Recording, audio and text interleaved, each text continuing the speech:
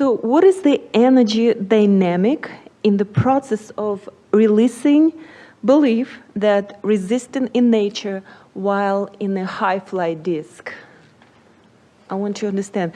Today is the first time I heard you saying that while you're in a high-flying disk, it's a perfect opportunity to get the source perspective. Well, this is the distinction that high-flying disk provides. Did you understand her question? It's a really good one. We were talking earlier about how when you hold strong beliefs, that those beliefs have a momentum that is going to carry them. But when you have been on the high-flying disk consistently enough that you are really stable there, then you can introduce formerly resistant subjects into the equation without losing your connection. And in doing so, leave those beliefs in a new place where they don't hinder you anymore. Sounds like the magic pill, doesn't it? And it sort of is. So the way you do it is by not caring about it and not thinking about it, but just by being on the high-flying disk, understanding that the source within you will deliver to you the thought impulses that are most likely to move for you in this moment. In other words, it's part of that trust thing again.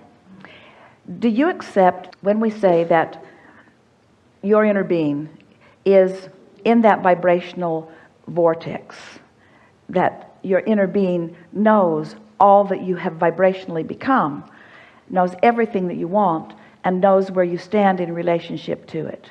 Yes. And have you heard us say, and do you accept, that your inner being will lead you along the path of least resistance to help you live the results that you are looking for? Yes. And does it follow that part of that path may very well mean releasing some resistance on some subjects?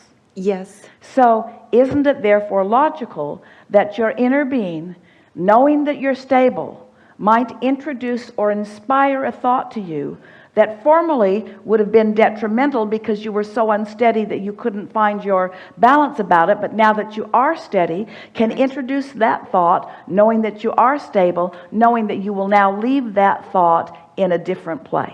Yes. Bending Yes. beliefs, bridging beliefs, Yes.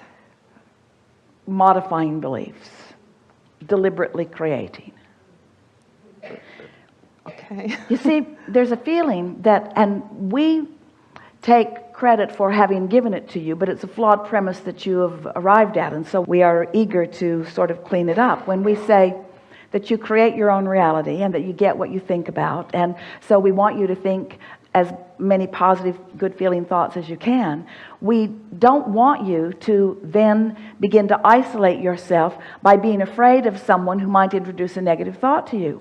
And in the beginning, we were talking earlier about how you say, I create my own reality, and then you say, I create my own reality. And you say, and often you would say to us, Abraham, I really like feeling good, and I really like being the deliberate creator, and I think I've got it, but those people at work are so negative.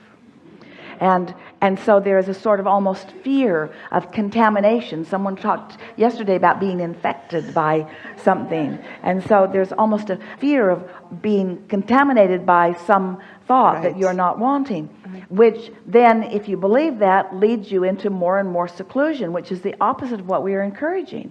We don't want you to be guarded about negative thoughts. We want you to be so invincible, so impervious to them, so immune to them because of what you've got going on, that you're not afraid, so that when the rug merchant shows up with an agenda that is really not the agenda that you have, that your high-flying disc will prevail, and that the outcome that you really want will be what happens, which is what happened to you. Right. Yes. Yeah. Thank you for that.